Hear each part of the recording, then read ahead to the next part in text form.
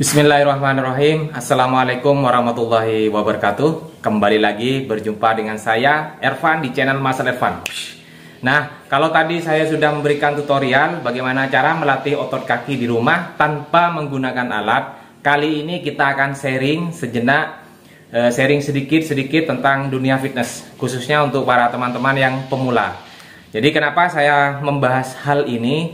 Karena kemarin ada yang bertanya kepada saya, Mas, mohon tipsnya, kenapa sih ya kok saya latihan kok sepertinya monoton dan rasanya kok tidak ada perkembangan. Jadi pertanyaannya, apa yang harus saya lakukan, Mas? Bagaimana agar saya bisa semangat dan bagaimana juga agar progres saya berkembang dengan cepat. Nah, oke, tidak perlu lama. Jadi seperti ini. Kita tahu fitness ini sekarang bukan hal yang tabu lagi, ya, bukan hal yang asing lagi. Artinya banyak kota-kota di tempat gym itu banyak sekarang bertebaran. Nah, di kota saya sendiri ada 1, 2, ada 4. Insya Allah nih katanya bulan 6 akan nambah lagi, ya, lebih dekat dengan di tempat saya. Ya, mudah-mudahan aja. Jadi semakin banyaknya tempat fitness, maka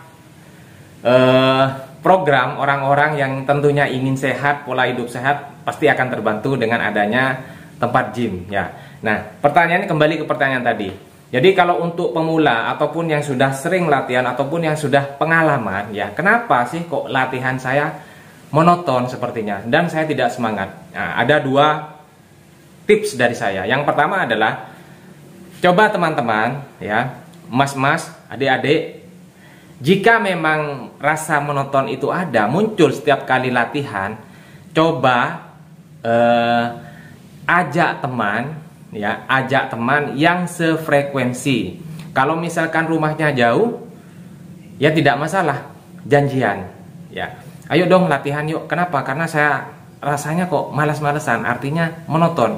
Nah, itu. Yang kedua, teman-teman, ajak teman yang lebih senior atau minta tolong, terutama ketika teman-teman mau melatih atau mencoba angkatan baru yang biasanya kemarin sudah 25 kilo ingin mencoba 30 kilo, ya, cobalah minta tolong kepada para senior yang ada di tempat gym atau juga kepada personal trainernya saja, ya. Kenapa? Karena kalau seorang trainer itu memang biasanya harus welcome kepada member-member yang ada di tempat gym.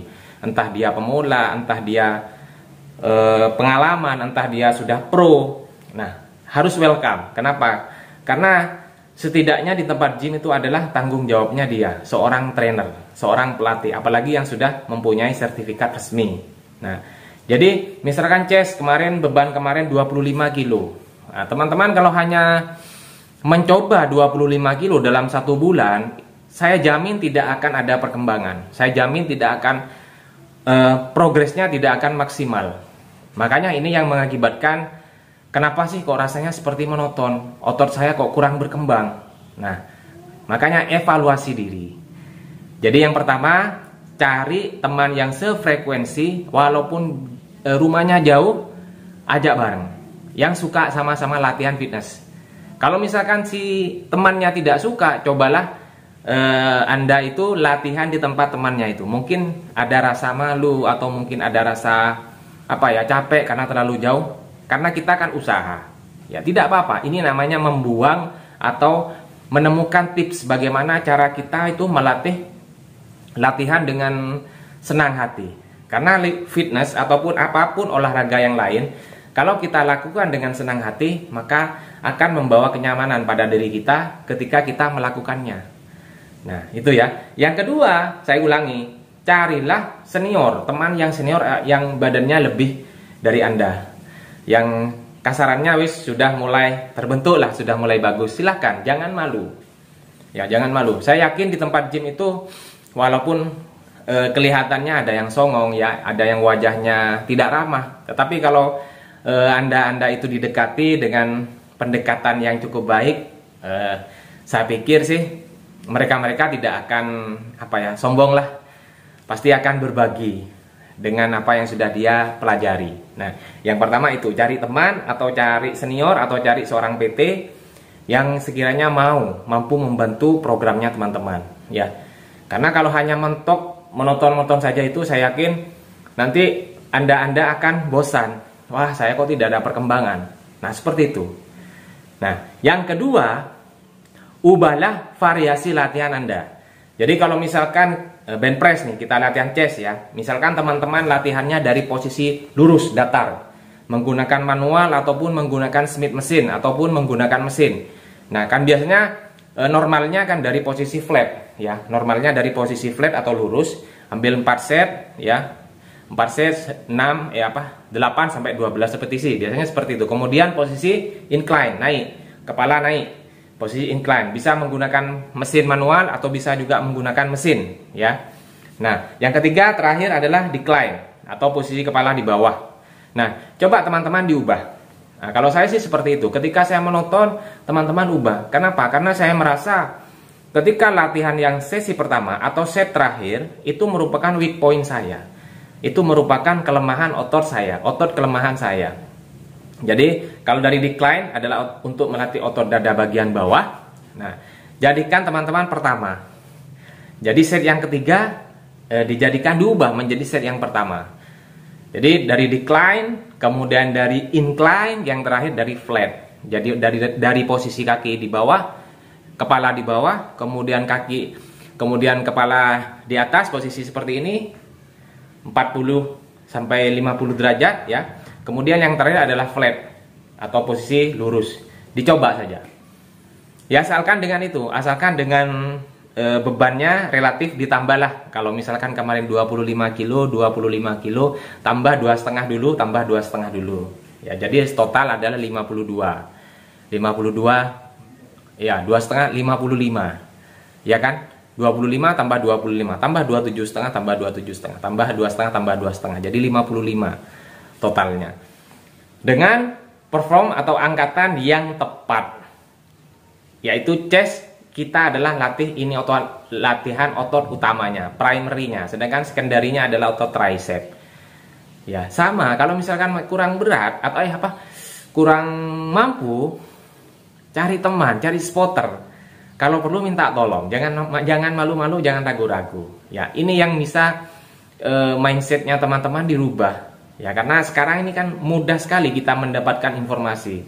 Cara melatih otot bahu, cara melatih, nah pasti mudah kita via YouTube, termasuk videonya saya. Via YouTube, via internet, sekarang kan mudah. Nah, setidaknya teman-teman mampu mengaplikasikan dengan terasa otot yang kita latih itu terasa. Nah, itu pasti sudah ada progres. Pasti itu sudah ada perkembangan. Nah, makanya jangan berpuas diri. Nah, yang terakhir, ini yang terakhir. Jadi kalau misalkan teman-teman itu 1-2, ini ada 3 berarti. 1-2, yang pertama adalah cari teman atau cari PT atau cari minta bantuan yang senior. Yang kedua, ubah variasi latihan ya. Biasanya dari yang paling berat menjadi sampai paling habis tenaga. Nah, sekarang diubah. Dari yang paling habis tenaganya yang terakhir diubah menjadi diletakkan yang pertama. Ya, paham ya? Nah, yang ketiga adalah ini yang penting. Evaluasi protein harian teman-teman. Nah, saya sudah berkali-kali bilang kebutuhan protein harian kita adalah 2 kali berat badan kita. 85 kali 2 berarti berapa? 85, 60, 170. 170 protein harian. Bisa didapatkan dari mana?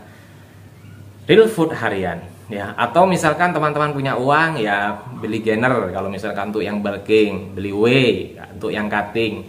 Setidaknya harus memenuhi kebutuhan protein dan juga kalorinya. Hanya menurut saya itu seperti ribet, pusing sendiri nanti. Karena fokus, wah saya harus makan apa, saya harus masak apa, saya harus makan apa. Nah itu. Ya sudah, kalau misalkan teman-teman bulking, makanlah lebih dari 5 kali dalam sehari. Tetapi ya ingat, itu harus lebih banyak proteinnya. Untuk yang kalori, untuk yang bulking, kalau normalnya laki-laki sekitar 2.200 sampai 2.800 per hari. Sementara yang perempuan di bawahnya itu. Ya tinggal nambah, berarti saya harus lebih dari itu. bisa mencapai total 3.000 sampai 4.000 kalori harian tidak masalah. Karena itu membantu. Paham ya teman-teman ya? Jadi itu merupakan tips yang sederhana dari saya. Karena semua permasalahan itu sebenarnya dari pola pikir kita sendiri. Kita bisa maju asalkan kita bisa berpikir dengan positif, kita bisa mundur kalau kita circle-nya kita juga mendukung. Misalkan kita berteman dengan orang yang tidak punya semangat untuk latihan, maka lama-lama teman-teman akan hilang semangatnya. Sudah yakin saya. Makanya latihan fokus ke tempat gym. Apa pertama yang prioritas teman-teman itu lakukan sudah. Latihan. Jangan terpengaruh sama progresnya orang lain. Mudah-mudahan bermanfaat. Jika ada masukan ataupun saran, nah terkait dengan bulan puasa ini juga nanti akan saya share bagaimana cara latihannya dan bagaimana cara pola makannya. Ya, mudah-mudahan bermanfaat. Tetap dukung channel saya dengan cara subscribe Mas Levan, like, comment, and share sebanyak-banyaknya. Terima kasih. Assalamualaikum warahmatullahi wabarakatuh.